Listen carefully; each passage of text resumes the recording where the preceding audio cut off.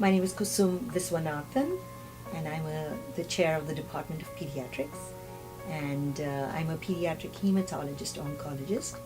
I have been on the faculty at Brookdale for over 31 years. One of my passions in terms of patients is treating patients with sickle cell disease. If somebody your age asks what is sickle cell, how would you explain it to them? Frustrating, hard. I don't really get to do much things. I don't really like it. I got better over the years. It's just something I like now. It doesn't really affect who I am. It's hard, but then it's okay. It doesn't affect who I am as an individual. Once a year, I came to the hospital, or it just hurts. My first sickle cell patient really I was seen in 1981 when I was a resident, and I realized that these children go through so much, and the parents go through so much while taking care of their child, that it seemed natural to want to take care of patients with sickle cell disease. In Brooklyn, there are so many patients with sickle cell disease that there is a need, and there is a need to give good, comprehensive care. And that was my dream. In terms of how many patients with sickle cell disease there are in this country, there are over 100,000, and this is more of an estimate. And 10% of these patients live in New York State. Wow. And a majority of that group lives in New York City. One of the things which I was very upset, and it wasn't only me, is that sickle cell disease was neglected.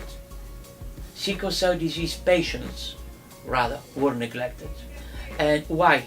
Because, let's face it, cancer, it's a horrible condition.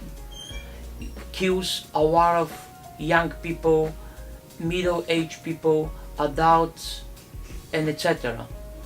However, people who died from sickle cell disease and complications in the past outnumber significantly the patient who dies from cancer. Just imagine the whole world, part of the Africa, part of India, Saudi Arabia, how many people are suffering from sickle cell disease complications and eventually succumb to the disease. I don't want people out there to think all sickle cell patients look sick. They will look perfectly fine. What do you want to do when you grow up? What's your favorite activities? What you like to do? I write poetry and stories. What do you like to do for fun? You like to paint? Yeah, all right. What do you like to paint? Abstract. Abstract. Ooh, right. I've had patients who go to school and they'll say, I need an elevator pass, and or they would have an elevator pass, and someone near the elevator would say, you look fine. Why do you need an elevator pass? Because they don't have a fracture, they don't have crutches, they don't have a wheelchair. But they get tired running up and down 3 floors for, when you change classes. The most important thing I want to also say is the future is looking great for sickle cell disease. We have another medication that was approved last year. And we also have, when you give a lot of transfusions, they accumulate iron. So we have medications to take out that iron.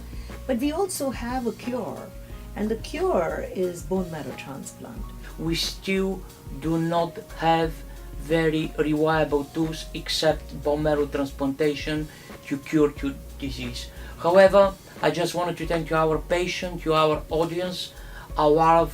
We see the light in the tunnel.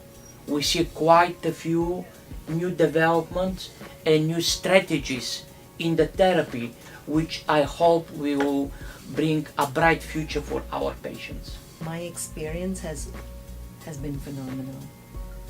You can make such a difference in so many lives. And I have met the most amazing families in my career while taking care of sickle cell patients. And we have made a difference in their lives. Not just because we care, but because you can really give them the best care. I always tell that for my relatives and friends and the church which I'm going, that how fortunate I am to work with a patient with a sickle cell disease, because they are very humble.